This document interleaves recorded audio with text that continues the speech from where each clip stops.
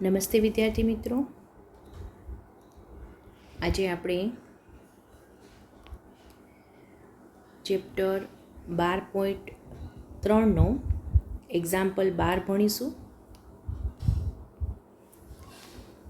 Chapter 12.3નો example 12 એમાં એમ કહે છે કે આપેલ આકૃતિમાં દર્શાવેલ ચતુર્થાંશ ઓ એ સી અને બીનું કેન્દ્ર ઓ છે અને ત્રિજ્યા 3.5 સેમી છે. જો ઓડી બરાબર 2 સેમી હોય તો ચતુર્થાંશ ઓ એ સી ડીનું ક્ષેત્રફળ શોધો અને દર્શાવેલ રંગીન પ્રદેશનું ક્ષેત્રફળ શોધો. હવે અહીંયા આકૃતિમાં આપણને ચતુર્થાંશ આપેલ છે. ચતુર્થાંશ એટલે ચોથો ભાગ, બરાબર. કોનો ચોથો ભાગ? તો કે આખો વર્તુળ છે. કોઈ એક તમને વર્તુળ આપેલ હોય,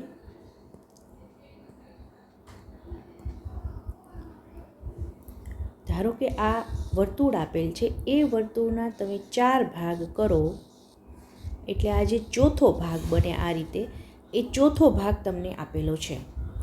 હવે 4 ભાગ કરો એટલે 4 ભાગ છે એ 90 અંશના ખૂણે થાય. તો એ રીતે જોઈએ તો આ ચતુર્થાંશ આપેલ છે એટલે અહીંયા 90 અંશનો ખૂણો બને અને આ રીતે એ ચોથો ભાગ કટ થાય. તો આવા ચતુર્થાંશ આપેલ છે. એમાં આગળ આપણને કીધું છે કે ઓ એ સી બીનું કેન્દ્ર ઓ છે, એટલે આ ચતુર્થાંશનું કેન્દ્ર ઓ છે. ત્રિજ્યા 3.5 સેમી છે, એટલે આ કેન્દ્ર ઓ હોય તો કેન્દ્રથી વર્તુળ પરના બિંદુનું અંતર 3.5 સેમી છે. પછી આપણને આકૃતિમાં જે ઓડી આપેલ છે એનું માપ 2 સેમી છે. તો આપણે શું શોધવાનું છે કે ચતુર્થાંશ ઓ એ સી ડીનું ક્ષેત્રફળ અને દર્શાવેલ રંગીન પ્રદેશનું ક્ષેત્રફળ શોધો. તો આપણે એના માટે સૌથી પહેલાં આપણે જો આ રંગીન પ્રદેશ, આ જે રંગીન રેડ લાઇન વડે દર્શાવેલ છે એનું આપણે ક્ષેત્રફળ શોધવું હોય તો આપણે જોઈ શકીએ છીએ કે આ ચતુર્થાંશ ઓએસીબી છે, બરાબર.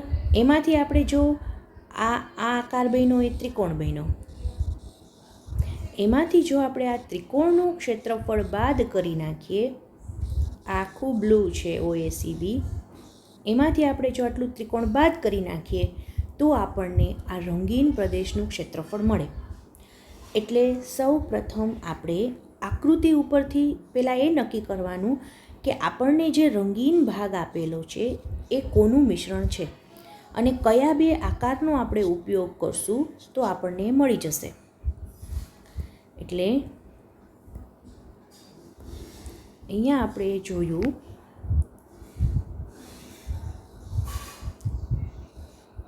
કે આ ચતુર્થાંશ છે જે આ રંગીન પ્રદેશ રેડ વડે દર્શાવેલ છે,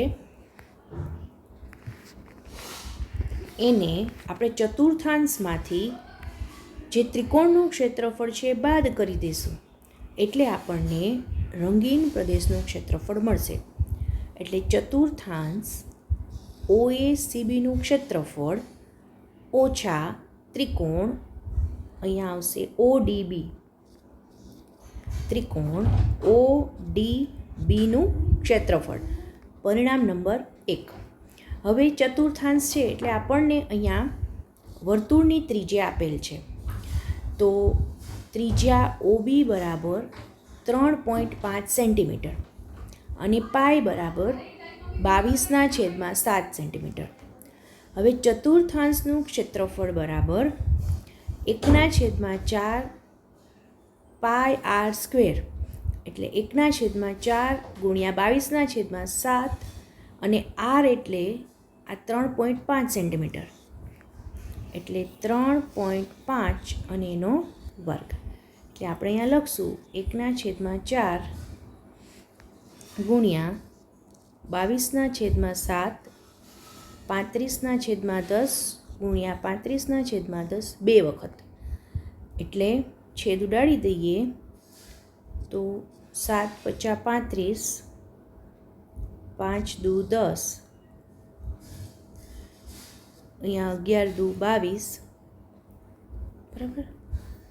હજી અહીંયા છેદ ઉઠશે. આગળ આપણે જોઈએ 1/4 11, 7 × 5 = 35 કરી નાખીએ, 5 × 2 = 10, એટલે 5 5 ઉડી ગયા.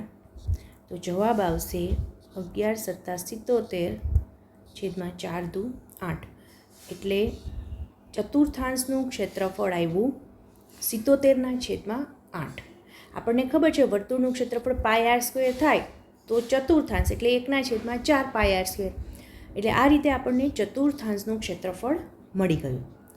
હવે ત્રિકોણનું ક્ષેત્રફળ શોધવાનું છે. હવે ત્રિકોણ એટલે આ ODB, આપણે અગાઉ વાત થઈ એમ એટલે અહીંયા કાટકોણ ત્રિકોણ થશે.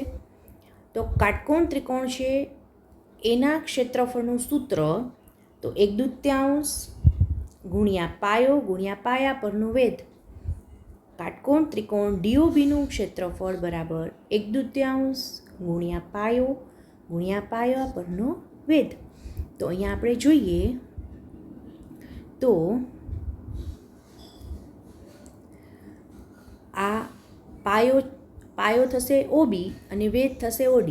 તો પાયાનું માપ આપણને આપેલું છે 3.5 અને વેધ આપેલો છે 2. તો એ આપણે અહીંયા મૂકી દઈએ કે OB બરાબર અહીંયા આપણે OB બરાબર 3.5 અને OD બરાબર 2. એટલે સાદુરૂપ આપીએ તો 3.5 એટલે 35/10, 7 × 5 = 35, 5 × 2 = 10, 5 5 ઉડી ગયા એટલે 7/2 સેમી આવ્યું. તો આ કિંમત આપણે આની અંદર મૂકી દઈએ કાટકોણ ત્રિકોણના ક્ષેત્રફળમાં કે કાટકોણ ત્રિકોણ DOBનું ક્ષેત્રફળ બરાબર 1/2 ગુણ્યા પાયો ગુણ્યા વેધ. એટલે 1/2 પાયો શું આવ્યો? OB. વેધ કયો આવ્યો? OD. એટલે 1/2 પાયો 7/2 અને ODનું માપ આપેલું છે આપણને 2. આ 2 ઉડી જશે એટલે જવાબ આવશે 7/2. પરિણામ નંબર 3. હવે આપણે આ બંને ચતુષ્કોણના ક્ષેત્રફળ શોધી લીધા. આપણે જો રંગીન પ્રદેશનું ક્ષેત્રફળ શોધવું હોય તો એના માટે ચતુર્થાંશનું ક્ષેત્રફળ શોધવું પડત અને ત્રિકોણ ODBનું ક્ષેત્રફળ શોધવું પડત. તો આપણે આ બંને જે છે ક્ષેત્રફળ એ શોધી લીધા. તો એની કિંમત આપણે આમાં સમીકરણ 1માં મૂકી દઈએ. તો ચતુર્થાંશનું ક્ષેત્રફળ આવ્યું છે 77/8 અને ત્રિકોણનું ક્ષેત્રફળ આવ્યું છે 7/2. એટલે પરિણામ 3 અને 2ની કિંમત પરિણામ 1માં મૂકતા રંગીન પ્રદેશનું ક્ષેત્રફળ બરાબર 77/8 ઓછા 7/2. હવે આને આપણે સાદુરૂપ આપીએ તો અહીંયા 8 છે તો આને અપૂર્ણાંક છે તો એને છેદ પહેલાં સરખા કરવા પડે. એટલે ઉપર નીચે 4 વડે ગુણી નાખીએ તો 77/8, 7 × 28, 4 × 2 = 8. હવે છેદ સરખા થઈ ગયા તો અંશની થશે બાદબાકી. એટલે 77 - 28, 77 - 28 કરશું તો 9, 6માંથી 2 જાય તો 4/8.